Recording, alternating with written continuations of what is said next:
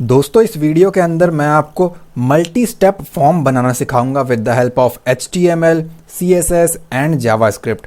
अब ये multi step क्या चीज़ होती है पहले आप इसको देख लो, उसके बाद मैं आपको इसका डेमो समझाता हूँ। ये मेरा स्टेप 1 पे लगा हुआ है और पर्सनल डिटेल्स मुझसे पूछ रहा है। नेक्स्ट पे क्लिक करने पे स्टेप 2 पे चला जाएगा और बाकी डिटेल्स पूछेगा। नेक्स्ट पे क्लिक करने पे ये आपका थर्ड स्टेप जो कि आपका फाइनल स्टेप है उसके ऊपर चला जाएगा।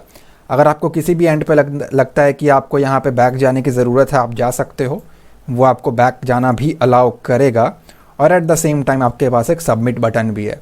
ये सिर्फ एक UI डिज़ाइन है, तो इसका डेटा कहीं भी सबमिट नहीं करा रहा हूँ मैं, बस मैंने इतना ही बनाया है जो आप इसमें देख पा रहे हो। अगर आप चाहते हो उसका डेटा वगैरह भी सबमिट करना है तो आप मेरे कुछ पिछले वीडियोज़ को चेक कर सकते हो फॉर्म के। अगर आप साइबर वॉरियर्स फॉर्म लिखो यूट्यूब पे तो, या प्लेलिस्ट में जा करके आप मेरी PHP सीरीज़ को भी देख सकते हो, जिसमें आप इस डेटा को डेटाबेस में भी स्टोर करा सकते हो।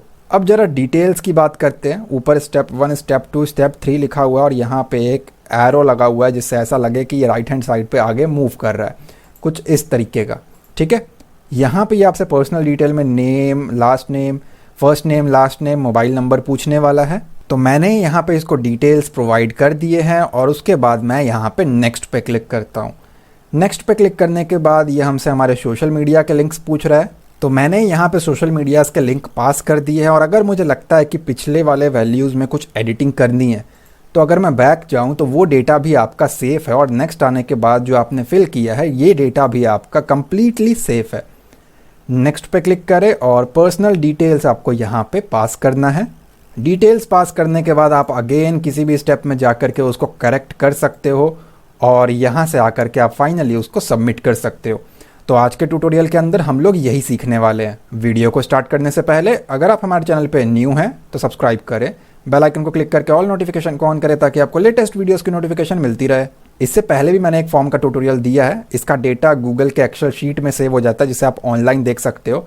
और मैंने ये भी सिखाया था कि इसका URL जनरेट कैसे करें ऑनलाइन ताकि आप इस फॉर्म को अपने दोस्तों को भी शेयर कर सको। इस वीडियो का लिंक डिस्क्रिप्शन में दे दूंगा, आप इसको देख सकते हो। ऑलराइट, सो ये ट्यूटोरियल हो सकता है मैं 2 पार्ट्स में बनाऊं क्योंकि काफ़ी बड़ी ट्यूटोरियल ये रहने वाली है। मेरे फोल्डर के अंदर यहाँ पे मेरे पास कुछ फाइल्स हैं।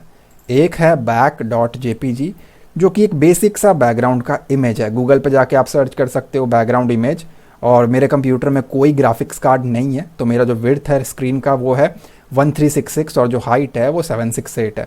तो मैंने क्या किया, बैकग्राउंड इमेज स्पेस 1366x यानी कि मल्टीप्लाई 768 करके इसको डाउनलोड कर लिया। ठीक है, एक इंडेक्स की फाइल है और एक स्टाइल शीट है। इसको मैंने सबलाइम टेक्स्ट में बेसिक टैग के साथ ओपन कर रखा है। CSS की फाइल को मैंने यहाँ पे लिंक कर रखा है। अब मैं क्या कर रहा हूँ, कोड को यहाँ पे थोड़ा सा सेपरेट कर लेते हैं और इस फाइल को यहाँ आकर के रन कर लेते हैं।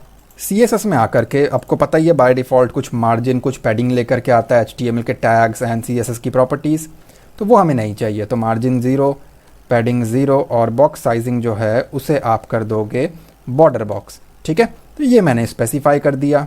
अभी जो हमारा बॉडी टैग है ना, बेसिकली मुझे बैकग्राउंड में एक फ़ोटो लगानी है। अगर आप यहाँ पे चेक करोगे तो राइट, तो CSS में आ जाते हैं हम लोग और यहाँ आकर के इसको स्पेसिफाई करते हैं बॉडी और एक बैकग्राउंड इमेज देना है। राइट, तो मैं यहाँ पे लिखता हूँ बैकग्राउंड इमेज और URL के थ्रू पास होता है CSS में।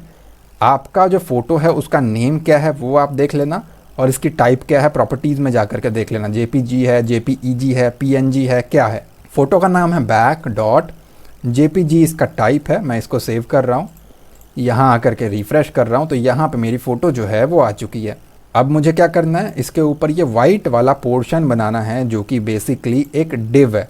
थोड़ा सा इस इमेज को सही से अलाइन कर लेते हैं। तो यहाँ आकर के मैंने स्पेसिफाई किया बैकग्राउंड पोजीशन, सेंटर और जो बैकग्राउंड का साइज़ है वो कर देता हूँ मैं यहाँ पे कवर।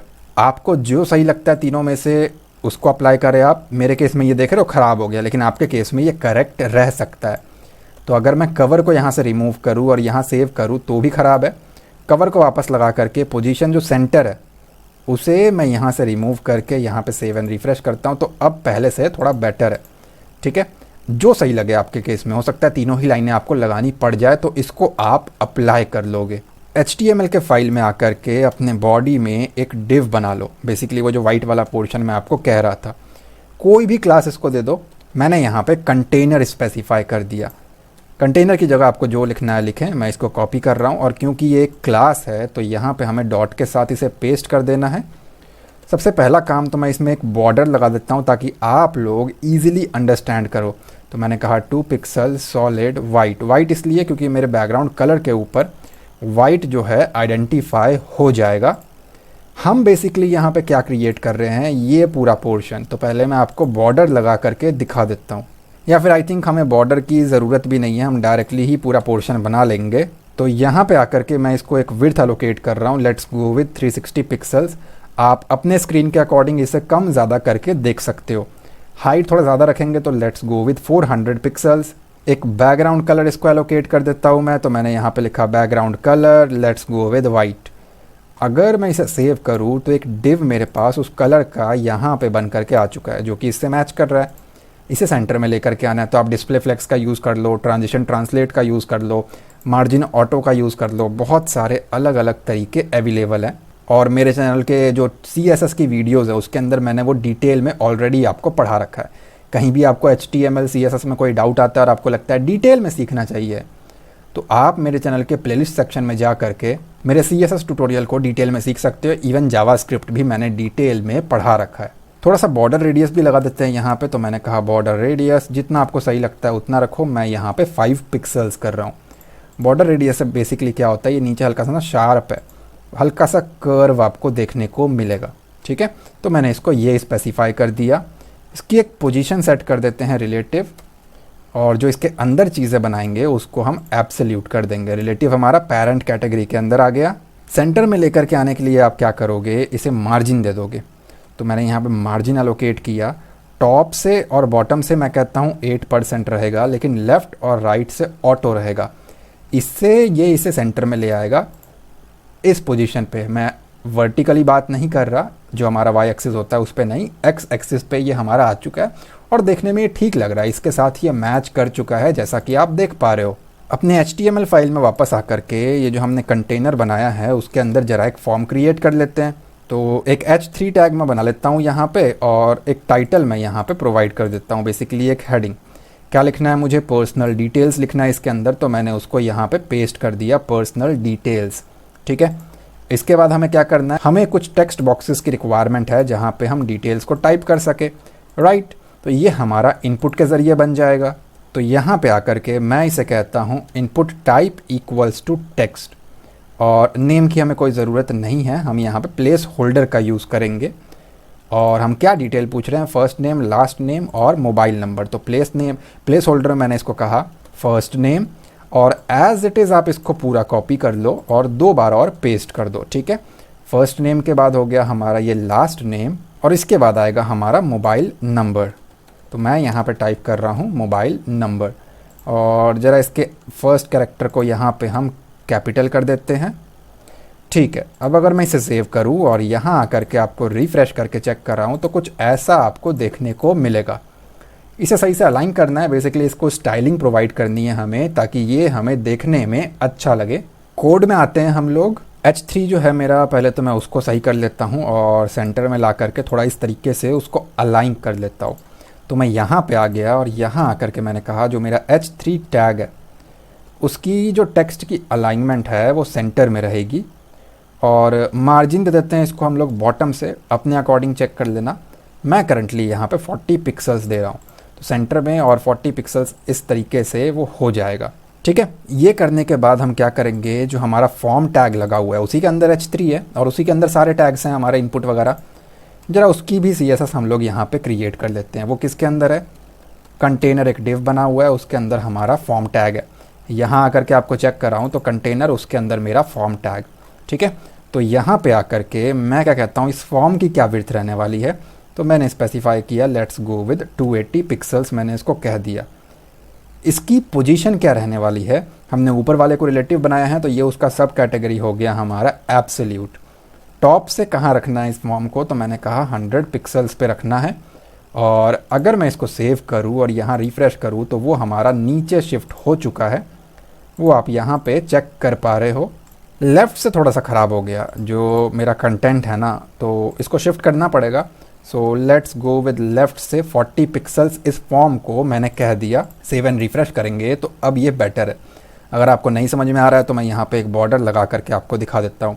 देखिए, एक तो हमारा वाइट वाला है, वो तो कंटेनर है, तो इसको मैं कर देता हूँ 2 pixel solid.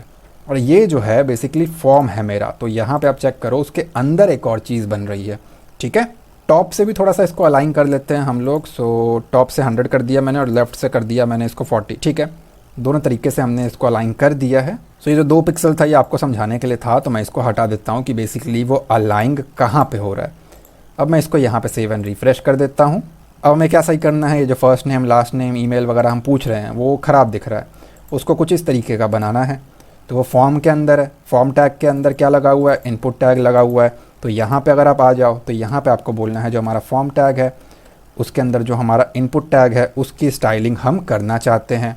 Let's go with, अगर मैं इसकी जो विड्थ है वो पूरा एरिया कवर करना चाहता हूँ तो मैंने 100% कर दिया। और जो इसका पैडिंग है टॉप और बॉटम से अगर मैं इसको कह देता हूँ 10 पिक्सल्स, आप अपने अकॉर्डिंग एडजस्ट करें। और लेफ़्ट और राइट से 5 पिक्सल्स, और यहाँ पे आकर के सेव एंड रिफ्रेश करूँ तो थोड़ा सा गैप मेंटेन हो गया, जो कि इसके साथ काफ़ी हद तक मैच भी कर रहा है। ठीक है, थोड़ा सा मार्जिन भी एलोकेट करते हैं, आपस में चिपक सा गया है। तो मैंने यहाँ पे स्पेसिफाई किया मार्जिन, आप अपने अकॉर्डिंग करें। तो मैं यहाँ पे इसको 2 अलग अलग वैल्यूज़ प्रोवाइड कर रहा हूँ। इन सारी प्रॉपर्टीज़ के ऊपर मेरे CSS के प्लेलिस्ट में डिटेल्ड वीडियोस ऑलरेडी बनी हुई है, देखने में थोड़ा सा बेटर लग रहा है। लेकिन ये बॉर्डर जो दिख रहा है ना, ये मुझे नहीं चाहिए। एक होता है बॉर्डर, एक होता है जो आप क्लिक करते हो तो ये आउटलाइन आ जाती है। 2 अलग अलग चीज़ें हैं। जो बाय डिफ़ॉल्ट दिखता है वो बॉर्डर होता है, तो ये जो बॉर्डर चीज़ है वो मुझे नहीं चाहिए। तो मैंने कहा भाई बॉर्डर जो है वो 0 रहेगा। सेव एंड रिफ्रेश करता हूँ तो वो गायब हो गया। अब ये आउटलाइन भी नहीं चाहिए मुझे, और मुझे सिर्फ नीचे वाली बॉर्डर जो है वो चाहिए है। तो यहाँ पे मैं आकर के कहता हूँ बॉर्डर, और बॉटम नीचे वाला बॉर्डर लगाना है। अब वो थोड़ा सा लाइट डार्क कौन से कलर का रहेगा आप अपने अकॉर्डिंग डिसाइड करें। मैं करंटली कहता हूँ 1 पिक्सल सॉलिड, और एक कलर कोड थोड़ा सा ग्रेइश टोन का दे रहा हूँ मैं, 999 हैश के साथ मैंने इसको पास कर दिया। सेव एंड रिफ्रेश करता हूँ तो नीचे वो आपको देखने को मिल रहा है, लेकिन क्लिक करने पे ये आउटलाइन हमें नहीं दिखाना है। राइट, तो कुछ नहीं करना उसके लिए। यहाँ पे आप आ जाओ, और सेमीकोलन में भूल गया ऊपर। सो यहाँ पे आकर के आपको लिखना है आउटलाइन नहीं चाहिए, आउटलाइन नन। अगर आप इसको सेव करोगे, अब अगर आप क्लिक करोगे तो वो नहीं आएगा, और यही हमारी रिक्वायरमेंट थी। और ज़रा इसका बैकग्राउंड भी ट्रांसपेरेंट कर देते हैं कई बार, क्योंकि प्रॉब्लम क्रिएट करता है। तो यहाँ पे आ जाता हूँ मैं और बैकग्राउंड दे देता हूँ मैं इसको ट्रांसपेरेंट। ये आपको ट्रांसपेरेंट दिखेगा नहीं, मैं अंदर की चीज़ों को बोल रहा हूँ इसको।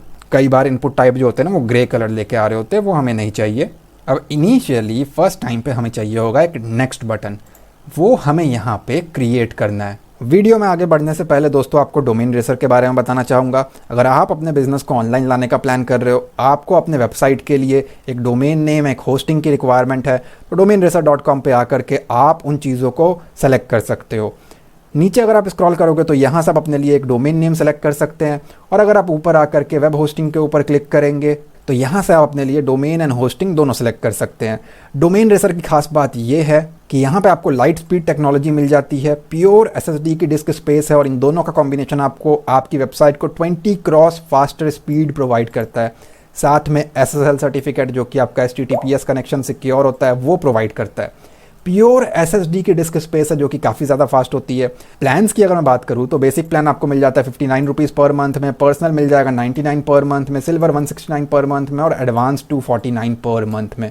इन तीनों प्लान के अंदर आपको प्रीमियम SEO टूल फ्री मिलता है, जिसकी मार्केट कॉस्ट आपको $49 पर मंथ खर्चना पड़ेगा, लेकिन यहाँ पे आपको डोमेन रेसर ये फ्री में प्रोवाइड कर रहा है। और इन तीनों ही प्लान में अनलिमिटेड की स्टोरेज आपको मिल जाती है। फर्स्ट प्लान उनके लिए सूटेबल है, बेसिक वाला, जिससे सिर्फ कोई स्कूल या कॉलेज का प्रोजेक्ट ऑनलाइन लाना है, बस उनके लिए, क्योंकि इसमें 1 GB की स्पेस आपको मिलती है। प्रोजेक्ट के लिए इनफ है। जिन्हें रियलिटी में अपनी कोई वेबसाइट ऑनलाइन लानी है अपने काम की, उनके लिए मिनिमम पर्सनल प्लान सूटेबल है, क्योंकि एक वेबसाइट के साथ अनलिमिटेड स्टोरेज आपको मिल जाती है, सब कुछ अनलिमिटेड, और साथ में SEO टूल तो मैंने आपको बताया इन तीनों में फ्री है। जिन्हें 3 वेबसाइट ऑनलाइन लानी है उनके लिए सूटेबल है सिल्वर प्लान, और जो IT इंडस्ट्री में है, वेब डिज़ाइनिंग डेवलपमेंट का काम शुरू कर रहे हैं या फ्रीलांसर है, उनके लिए अनलिमिटेड वेबसाइट होस्ट करने वाला प्लान एडवांस्ड सूटेबल है। ज़्यादा डिटेल्स के लिए आप domainracer.com पे आकर के चेक कर सकते हैं। तो बटन को बनाने के लिए आप आ जाओ अपने HTML में, और इस इनपुट टाइप वगैरह के बाद एंटर मार लो, और यहाँ पे उसके लिए भी एक डिव क्रिएट कर लेते हैं। जो मर्जी उसका क्लास रख लेना, वो आपके ऊपर है। मैं कहता हूँ ये मेरा बटन का डिव है तो बटन div रख लो, या बटन बॉक्स रख लो, तो मैंने बटन बॉक्स दे दिया। तो ये मेरा डिव है, इसके अंदर मुझे बनाना है मेरे बटन को। तो यहाँ पे मैं ले रहा हूँ बटन टैग। इसका जो टाइप है वो रहेगा बटन, और बटन बन तो जाएगा लेकिन उसके ऊपर मैसेज क्या दिखाना है, तो मैंने यहाँ पे कहा नेक्स्ट। अगर मैं इसको सेव करूँ और यहाँ आके रिफ़्रेश करूँ तो एक बटन नेक्स्ट लिखा हुआ आपको देखने को मिलेगा, ये देख पा रहे हो। तो ये हमारा बटन जो है वो क्रिएट हो चुका है। ज़रा इसकी स्टाइलिंग करते हैं। तो पहले तो ओवरऑल इसका एक डिव उठा लेते हैं और CSS में आकर के क्लास लगी हुई है, तो डॉट के साथ इसे हम लोग यहाँ पे पेस्ट कर दे सकते हैं, ठीक है। जैसा मैंने आपको दिखाया था ना, वो ब्लैक आउटलाइन आ रहा था हमारा इस फॉर्म के लिए, जो मैंने बाद में हाइड कर दिया, ऐसे ही ये बटन भी एक डिव के अंदर है, उसका भी एक आउटलाइन है। तो मैं यहाँ पे आपको अंडरस्टैंडिंग के लिए बॉर्डर लगा के दिखा देता हूँ। तो मैंने कहा बॉर्डर 2 पिक्सल सॉलिड ब्लैक।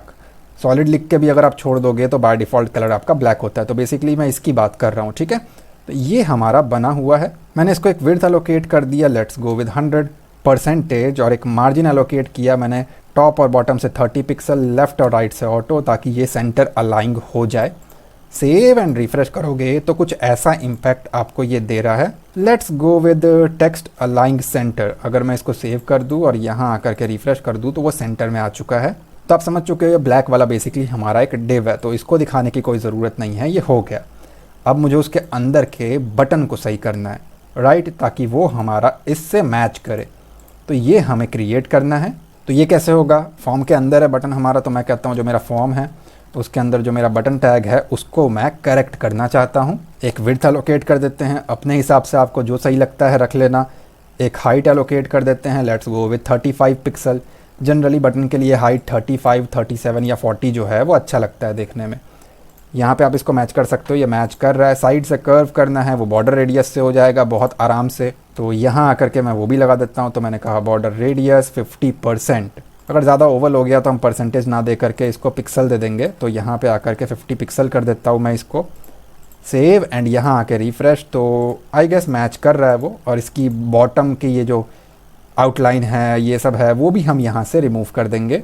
उससे पहले थोड़ा सा एक मार्जिन लगा लेते हैं। तो मैंने कहा मार्जिन 0 एंड 10 पिक्सल्स का लगा लेते हैं। और एक बैकग्राउंड कलर जरा मैं इसका एक स्पेसिफाई कर दूं। तो बैकग्राउंड में मैं लेने वाला हूं यहाँ पे लीनियर ग्रेडियंट का। ग्रेडियंट बहुत सारे आते हैं, रेडियल होता है आपका, लीनियर होता है। लीनियर इस फॉर्मेट में आपका चलता है। अगर आप यहाँ देखोगे तो यहाँ लाइट शेड है और यहाँ डार्क शेड है, तो ये लीनियर है। अब लीनियर माइनस ग्रेडियंट, ठीक है, ये मैंने इसको स्पेसिफाई किया। मैंने कहा ये राइट की तरफ चलेगा, टू राइट, ठीक। कॉमा लगा करके आपको कलर कोड देना है। HTML कलर कोड से उठाया है मैंने इसको, DFA3FF, ठीक है। ये मैंने इसको प्रोवाइड कर दिया। और दूसरा कलर क्या रहेगा, मैं कहता हूँ #B429FF। अगर मैं इसको सेव करूँ, यहाँ आकर के रिफ्रेश करूँ, तो वो आपको देखने को मिल रहा है। अब इस बटन के ऊपर का कलर तो दिख नहीं रहा, तो कलर को ज़रा हम यहाँ पे वाइट कर देते हैं। सेव एंड यहाँ आके रिफ्रेश करते हैं तो वो विजिबल है और इसके थ्रू काफ़ी हद तक मैच कर रहा है। तो उसको रिमूव ही कर देते हैं। मैं कहता हूँ उसका जो बॉर्डर है वो मुझे नहीं चाहिए, बॉर्डर 0 कर दिया मैंने। तो अगर मैं इसको सेव करूँ, यहाँ आकर के रिफ्रेश करूँ, तो बॉर्डर हो गया 0। लेकिन क्लिक करने पे कई बार वो आउटलाइन आ जाएगा, जैसे इसमें ब्लैक ब्लैक आ रहा था। तो उसके लिए हम खुद से ही आउटलाइन को नन कर देते हैं। बट ये ना बटन की तरह लग नहीं रहा, ये माउस लेके जाने पे ना हाथ वो पॉइंटर वाला नहीं आ रहा। तो इसका जो कर्सर है वो हम कर देंगे पॉइंटर।